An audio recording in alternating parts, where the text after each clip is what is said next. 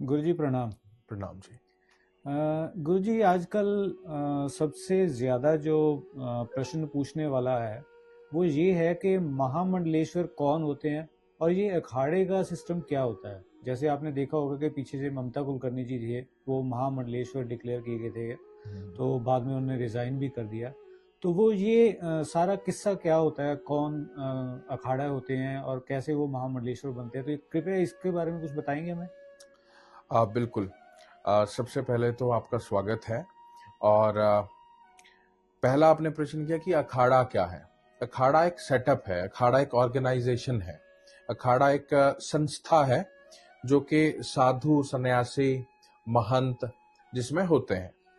तो जैसे हमारे यहाँ पर कुल 13 अखाड़े हैं। वैसे तो लोगों ने 2,500-3,000 अखाड़े रजिस्टर करवा दिए हैं, लेकिन जो प्रमाणिक हैं और जिनको मान्यता प्राप्त है वो कुल ऐसे 13 अखाड़े हैं। और 13 अखाड़ों में जो सबसे बड़ा और प्राचीन और विशालतम जो अखाड़ा वो है जूना अखाड़ा।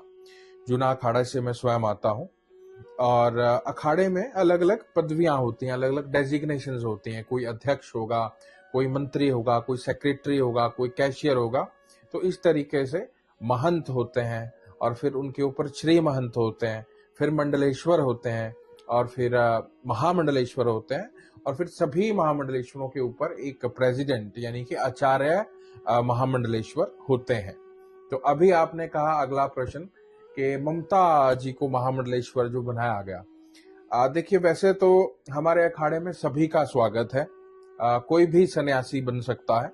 ऐसा नियम है कि पहले ब्रह्मचर्य में जाएंगे, फिर गृहस्थी में जाएंगे, फिर वानप्रस्थ हो जाएंगे, और फिर सन्यास की प्रक्रिया की जाती है। और फिर सन्यासियों को ही अलग अलग डेजिग्नेशंस दी जाती हैं। तो ममता जी सन्यास की तरफ बढ़ी, इसमें उनका बड़ा स्वागत है, हार्दिक शुभकामनाएं हैं। लेकिन महामंडलेश्वर एक दिन में ही किसी को बना देना, ये थोड़ा अजीब तो लगता ही है। और जो पुराने साधु हैं, जो बहुत समय से साधना में लगे हुए हैं, ऐसे लोग आगे बढ़ने चाहिए, ऐसा मेरा मानना है।